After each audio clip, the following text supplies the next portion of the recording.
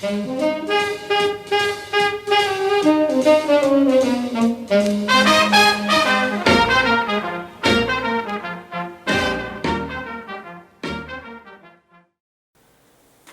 welcome back to the Mini Machine Shop. I'm Dave.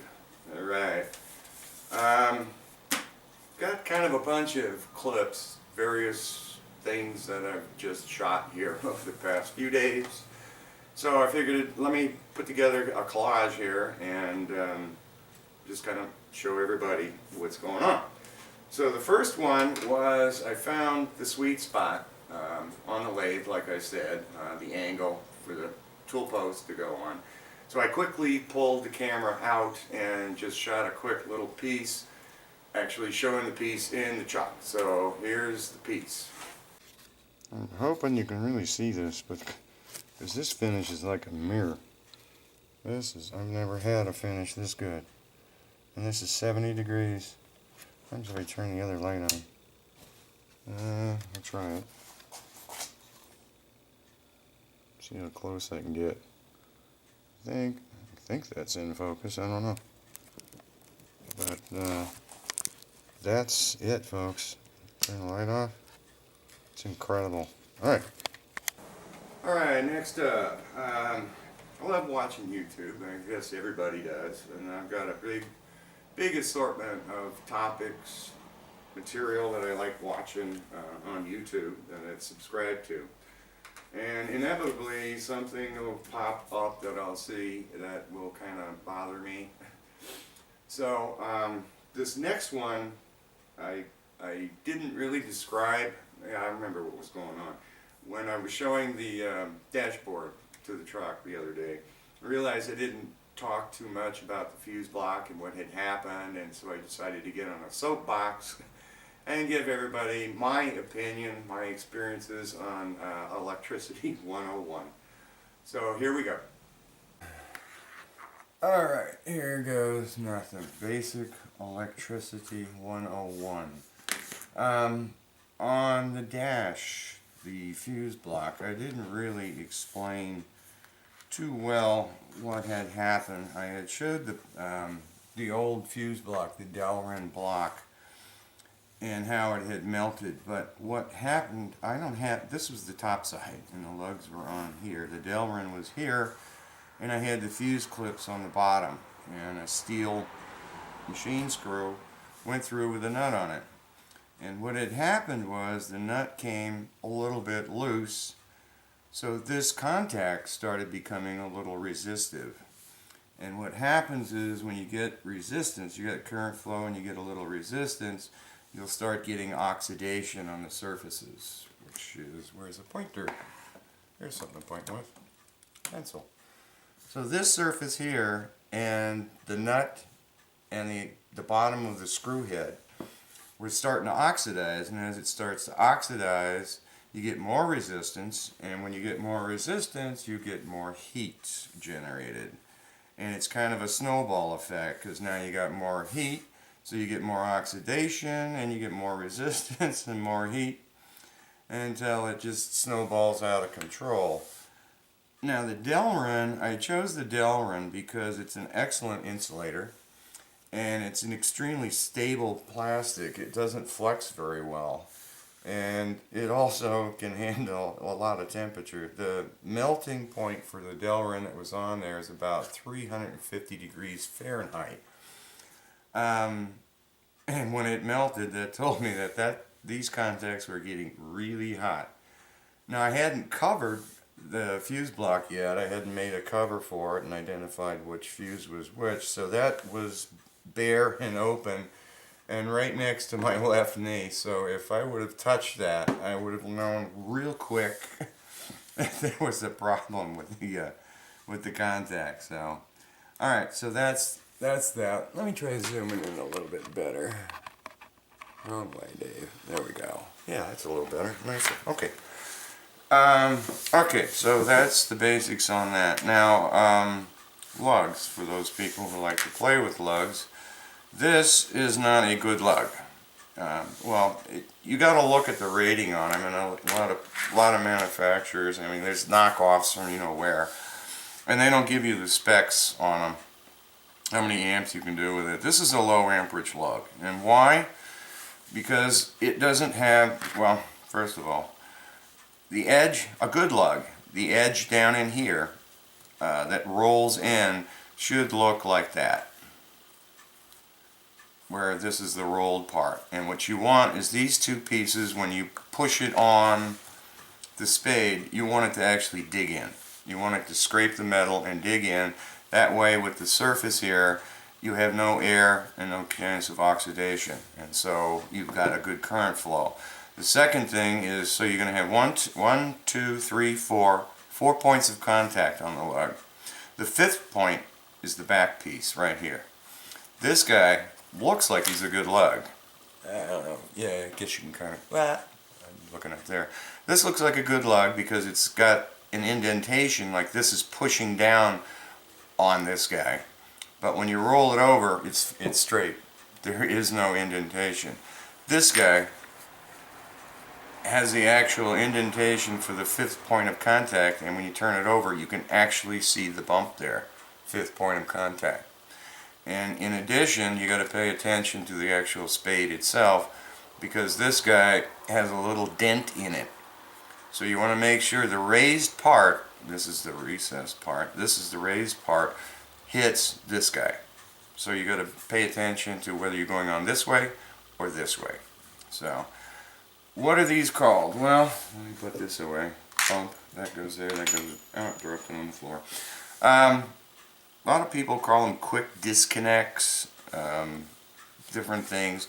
The original manufacturer was a company called Amp, and Amp made a lot of different connectors. I'll show you their catalog here. That's Amp. It's a little thick, so their connectors are really originally copyrighted and patented, and they're called Fast-Ons. Where is it? There it is. Fast-On, all capitals. So that's what these connectors are supposed to be called, and this is the catalog that I used as an engineer to calculate ratings and all that. And I'll get into this too. You'll see temperature rise and stuff. When you talk about wire gauges in a car, and I did this in a bunch of different things, there are charts that you can find that tell you for a 12 gauge wire you can run 10 amps through it. And these charts are all BS. What you care about, because those charts don't account for the length of the wire, what you care about is the temperature rise of the wire. So, and there's formulas to calculate that out. So, for instance, there was one company that hired me, and the previous engineer was using the chart. I don't have that in the picture. The previous engineer was using the chart to do spec out for the production line all the wires that are used in this machine. Now, this machine had hundreds of wires, 6-7 feet long, and it was costing a fortune. And when I came on board, he was, so to speak, terminated. When I came on board, I looked at it and I said, oh geez, alright. So what I care about is what the temperature is of the wire and the current that's going through it. So I recalculated everything, and I don't care if the wire is 5 degrees, 10 degrees Fahrenheit hotter. I reduced the gauge on just about every wire in that machine, significantly cutting the cost of the machine to produce, and also reduced the weight of the machine a lot, so their shipping costs went way down. But now that I have this out too, I didn't really explain this too much. I bought this little piece off of Amazon. They had a pack of like 20 of them, because the original light bulb was bayonet. Like I said, it was melting all the plastic on the cap. So the LED bulbs that I bought a long time ago have the traditional push-in style. So I bought this guy to replace that and machine the part where this part's just got a little shelf to it. It goes like that, and it just forces and pushes it in there. Stays pretty good. It's not moving at all, but I'm still going to put some silicone on both sides just to make sure it doesn't come out, and then board it out here to fit this guy. This is the original connector that was on the other wires, and a little trick a lot of people don't know is all connectors, trying to draw something, they all have a little leaf spring coming out, and that's what, when you push the connector in, it snaps out, and that's what's holding all these contacts in place. So on all of them, if you look down in there, this one was a real easy one. If you look down in there, you can always get a little jeweler's screwdriver in there to push this guy in and pull a pin out. And so I managed to salvage the connector and the pins, and then re-crimped the wires onto it. So now I've got a nice clean thing. There are connectors, however, I'm not even in the screen. Geez, I'm drawing this thing. Here's the pin and the little leaf that comes out that you got to push in with a screwdriver. You come in this way. There are connectors, though, if I do a top view, that have three leads to them, and those you're not going to get out with a regular screwdriver. There are specific tools. This is one of them. It's a specific little barrel meant for a Molex connector, right? Yeah, this was my Molex set. And you just push this down over the pin, and it crunches all three springs in and lets it go. So, alright, so is that everything I want to talk about in the low voltage area? Just currents and stuff. Alright, so let's go on to house wiring. Houses are pretty simple. I'm talking at least the United States here. You got your basic telephone pole, and you got your wires coming down to the house. You got to keep looking up. One wire is what I call hot, and the other is the neutral. And it's going to come down into your power panel, where all your breakers are. And what happens is you'll always find in the ground a long rod driven into the ground. This is going to be your ground, GND.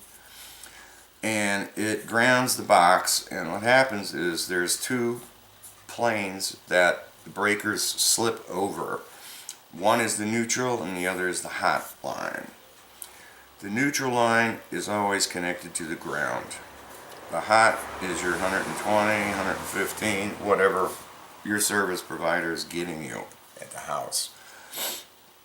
Alright, so then your breakers are there, and it's distributed through your house. Now, one classic thing that I see a lot of people make a mistake on is the outlet. Your traditional, how would I draw it? And around, and you got the two slots. What a lot of people don't realize is that just about every one of the outlets in your house has a maximum rating of 15 amps. And the formula for power, which is watts, is current times voltage. E standing for electromotive force. And the electromotive force, or the voltage, is that which pushes the electrons through the wire. Actually, correction, not through the wire, over the wire. Electricity or electrons does not travel through the center of a wire. It travels over the surface. Thus why, when I'm talking about these guys, how you need to connect it, because it's not traveling through the surface, or through it. It's all a point of contact. It's how much surface area is connecting to how much surface area. So if you reverse this around, where did I write it down? Yeah, okay, so if you got 15 amps times 120 volts, which is basically what's in my house, this outlet can handle a maximum 1,800 watts. Now, some houses drop down to 115, which is typical. In that case, you'll wind up with 1,725 watts. What happens is I see a lot of hair dryers on the market that are 1,800 watts plus. If you plug your hair dryer into this outlet and your house happens to be 115 volts, you're going to start getting heat. And that snowball thing is going to start happening again. It gets hot, it oxidizes, more resistance, gets hotter, and all of a sudden your outlet is completely ruined. I've seen a number of houses where the outlet is discolored. You pull the plug out and the plug is all messed up. I've actually seen some plugs that had melted because the heat got so intense. The other thing is these outlets, you'll always notice that one side is bigger than the other side, and that's because they're polarized. The hot side is always the smaller one. The bigger side is always the neutral side. Now the neutral, since it's connected to ground, you can touch that all day long and you won't feel a thing. If you touch the hot side, you're going to have a problem. How to identify it? Neutral in the United States code says neutral is always white, hot is always black. And it's easy to remember because your breaker cuts the black, breaker black. It cuts the power on it. So be careful around the black wires. If you think it's hot, get one of these little guys. I bought this, I think from Home Depot a long time ago. It's a Greenlee GT11. And do I have anything here with power? Yeah, I guess. Here, turn it on. Probably bring the blind over. There you go.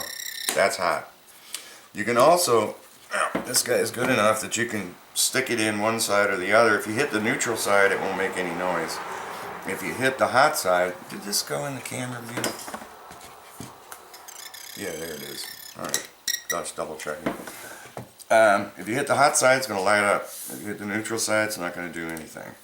So, I always carry this with me too. I had a neighbor who was unscrewing a light bulb, and the light bulb actually came out of the base. And came over and wanted to know which breaker cut the power to light in the kitchen. And I'm looking saying, why do you care? So I go in there and I shoved this up in the hole and it didn't light up. So I just shoved the needle nose in there and unscrewed the base of the bulb. And they, how did you know that that was on? I said, well, you know, what's the light switch do? And I can see the light bulb going on your face. I was like, oh yeah, the light switch turns it off. So yeah, it was off. I just double checked it. The other thing is, so on outlets and plugs, you have to make sure you pay attention to the polarity of it. Neutral goes on one side and the black goes on the other side. What you'll see on outlets, and also this guy, this is brass on this side, so this is the black wire, it's the darker color. The other side is silver, that's white. So whenever you're connecting up wires to an outlet or to this, pay attention to which one goes where, because you don't want to get it reversed. White, silver, black, brass. What else has that? I think, yeah, that's it. So we talked about the power, talked about the different polarities. Oh, you'll also see plugs where, I don't have one here handy, right? Is this guy? Yeah, this guy's polarized. I can't pull it up though. You'll see two-prong plugs where one prong is bigger than the other. And the reason for that is because when they design a device, whatever it is, toaster, oven, or something like that, they want to make sure that you're plugging in to the correct polarity where the one wire that's going inside is the hot wire, and it's going someplace within the device where it can't touch the skins, the outside, so you can't get zapped. Likewise, the neutral and the, yeah, those don't have a ground, so they're connecting the neutral to the skins to actually protect you, because again, back at the panel, the neutral is ground as it goes through your house. So that's that discussion.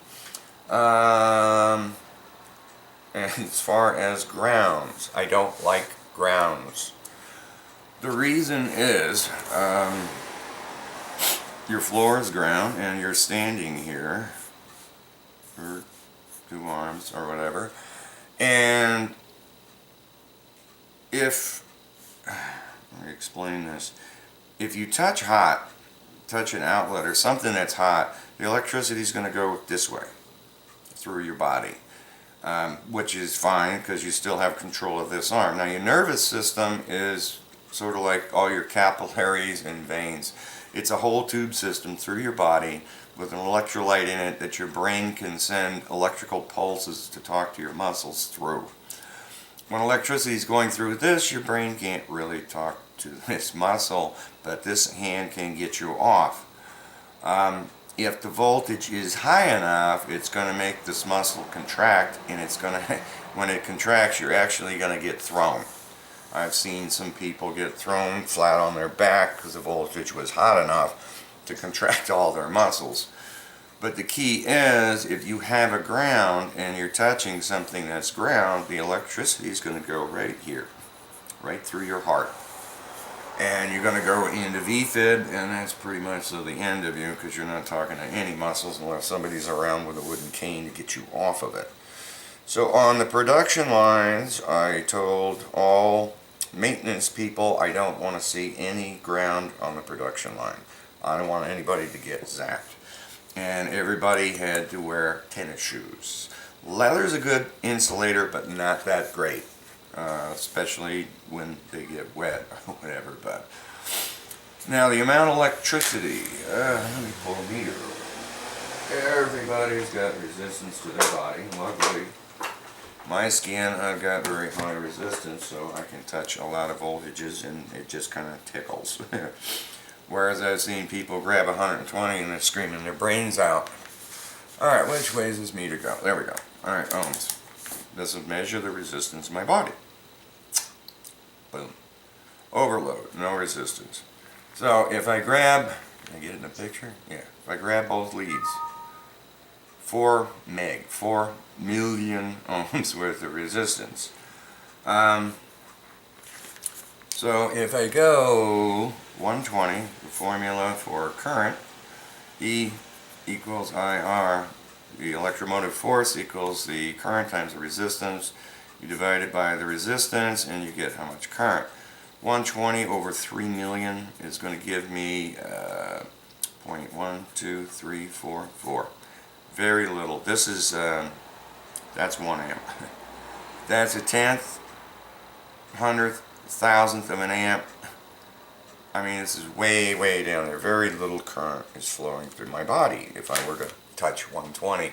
Now, if I were to wet my fingers, wet both of them, and grab it, you can see significantly less, about 1 meg. It's even less than that, 0.8. So that's why water is really dangerous, because now if I did 120 volts and I touched it with wet fingers, 1 meg, it's going to equal 0.00012, significantly more current, and it does not take much current to freeze your muscles on you. So that's kind of basic electricity, and wires and gauges and lugs and what goes on in your house. So I hope that part's educational. Let's see what else I can get into. Alright, the next piece, yeah, I completely forgot one of the big items in my soapbox is surge protectors. So I wanted to give everybody my opinion on surge protectors, because I know I really dog it pretty bad, but here it is. Yeah, that's what I forgot to talk about. Surge protectors, wonderful product. Where can I put this? Good. Surge protectors like this. Let me bring it down. Boom. I'm sure you've seen them all. This particular one is a little bit fancier, but still ineffective. So, I mean, you plug it in, and they do a great job. You know, see a little light come on. Oh, it's protected. What's inside of this, and I do have one, is they're typically GE, General Electric, makes what's called an MOV, metal oxide varistor. What it is, it's a little round disc with 2 prongs on it, and I'm sure one's in here, and I'll show you. But this is one in here. Where's my pointer? Can you see in there to get that? It's right there. A little blue round guy. It's about that big with 2 leads coming out of it. What it does is a lot of people think it protects surges. When somebody says surge, I'm saying, you know, your voltage is here and it dies. It goes down below 120. No, surge is an over voltage situation. And what this guy does is they're rated at, a lot of times it's 130 volts. So if the line voltage between hot and neutral goes over 130, this guy shorts out and tries to get rid of this over voltage and protect your part. Now, if you have an over voltage coming in your house, it's coming from the poles and the transformers, and it's like a major disturbance in the force. For those who are into Star Wars, this little guy is not going to stop that major disturbance, and what happens is he burns up. Because try to short out 120 volts at 15 amps with this little guy, he turns black. And I've actually seen, it's hilarious, some surge protectors where there's just a little hole and you can actually see the guy behind it, you know, it's blue like the one I just showed you. And I've read the instruction, it says when you see it black, that means it protected your instrument, whatever you had plugged into it. Well, yeah, because when it turns black, it just burnt up and fried. And they don't bother to tell you that you now throw this away because you don't have a surge protector anymore. But all these guys have the same things in them. I've already loosened this up. And this one's fancy because it's got a circuit board in there. But guess what? There it is. A little blue General Electric MOV, metal oxide varistor. And they just have a little light in there that just lights up and goes, okay, you're protected. So these guys don't do squat. None of them, I forgot where I got this. I think I got this free, somebody gave it to me. But I don't buy any power strips or anything that says surge protector on it because it doesn't do squat. All your PCs that people plug into, this is actually a power supply from a PC. They already have that surge protector in there for you. So this guy, he went a little safe. He put 2 of them in there, so it can take twice the current now. All right. Well, this guy was interesting too because I'm looking at this going, boy, this doesn't meet code because these wires from this is the AC input. It's supposed to be black and white. Looking at this, it's blue and brown. So I have no idea which one of these sides is hot and which is neutral, but I know because I know the plug. And green is always ground too. At least they followed that code. So, all right. So that was my last piece that I forgot to talk about. Right? Ground polarized. Yep, that's it. Okay.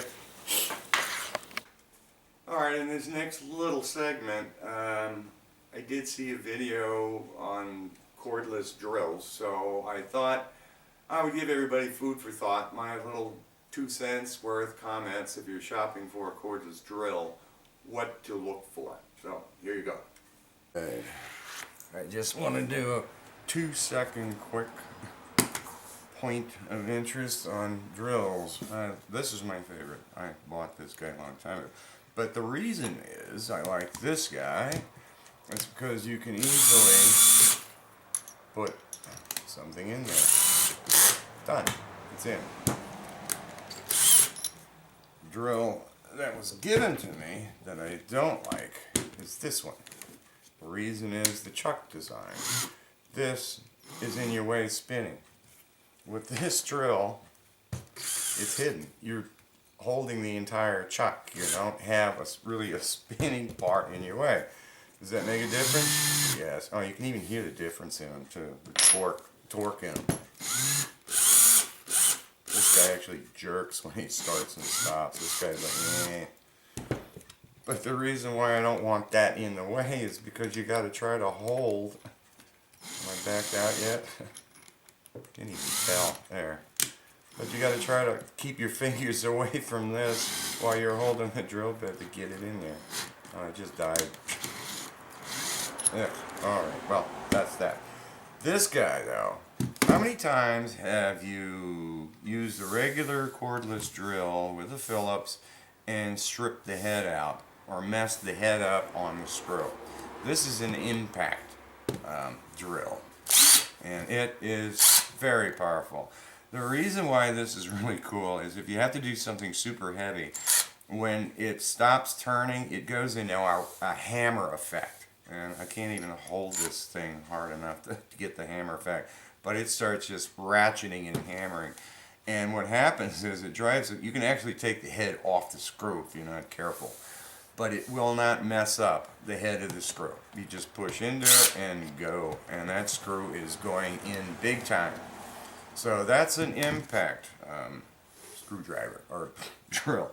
Just wanted to let everybody know. Now this next short video, I just wanted to do a comparison on paint for my own curiosity and decided to shoot it. Here you go.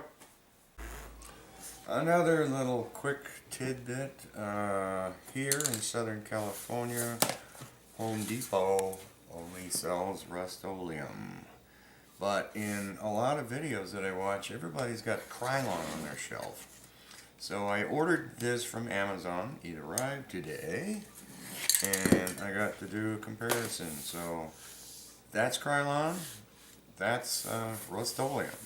And you can't see much probably in the camera, but I've looked at it in the sunlight, regular light, everything, angles. There's no difference. The shine, these are both semi-gloss, the shine's exactly the same. It applied the same, it feels the same, the thickness is the same. So there is no difference between Rust-Oleum and Painter's Choice. Or, yeah, they say Painter's Choice. Rust-Oleum or Krylon.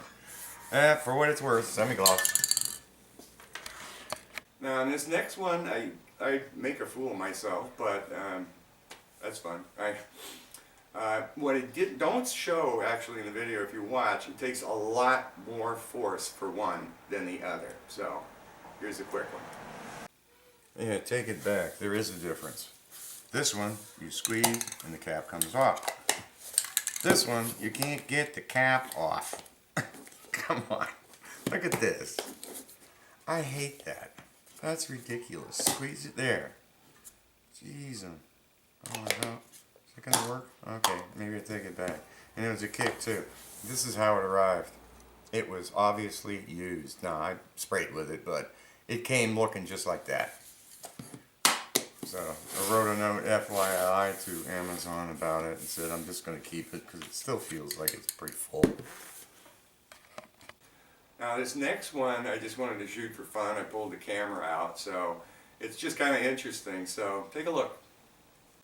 Yeah, one last thing and then I'll sign off. Another thing that I got for Christmas here I wanted from Amazon was an assortment of screws for eyeglasses and things. In this game it was taped closed, but can you imagine dropping this thing? These are the smallest. I can't believe this. I didn't even know what this was. I had to look at it like under an eye. The 10x eye loop had to come out. These are just little weird there it goes. These are just little weird bumper things with a hole in it. There's a point on one end, the other end's just got a hole in it. And these are just some kind of, what is plastic washers? I don't know what that is. It's got, oh, it comes out. It's a washer with a barrel to it. Little tiny washers. These are nuts. I don't know how I'm going to screw that on any of these things. These are small, let me tell you. And there's a good assortment in here. That's like, wow. So you can find this on Amazon. It wasn't that expensive. I think it was like $10, $15. But I've got a nice assortment. It doesn't tell you whether they're metric or imperial. But don't drop it, because the lid does not latch on. It just comes right off. So, okay, that's it.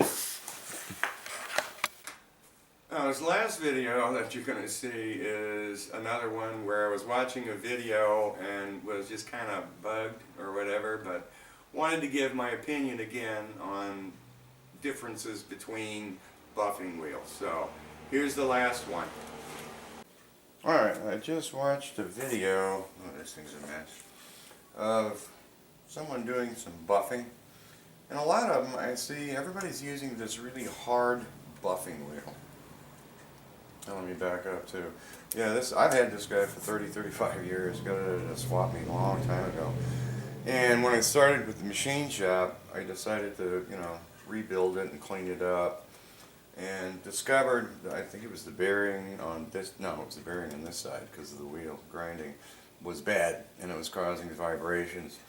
So on the bearing, when you pull it out, there's actually numbers written on it, and you can, I went to Amazon, just type the number in, and poof, there's my bearing. So, way to go Amazon again. So I cleaned this all up and ran it through the lathe, made bushings and that, so I got the vibrations down. Videos were showing grinding your own bits, like for threading and stuff, so I built this little platform, but it kind of sucks, so not doing anything with that yet. But back to this guy. There is a hard pad that I see everybody buffing with, but it just doesn't really do the job for me. This is from Sears, but I bought it again a long time ago. It's 2 pads, actually 2 layers or whatever, but I'll show you what it does, you know. So yeah, in the video they did big piece of brass, so very, and you can see this is really nasty looking, well oxidized brass.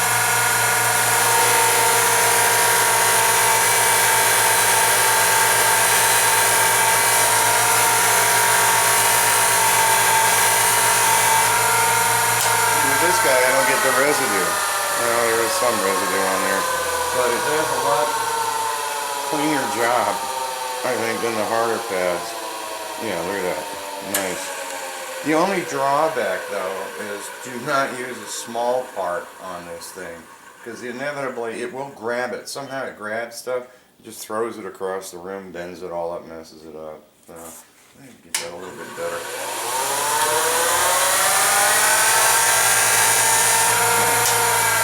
Should be it now.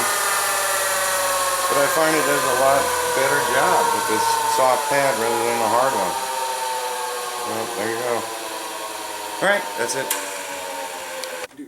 Well, hope you enjoyed the collage and see you next time.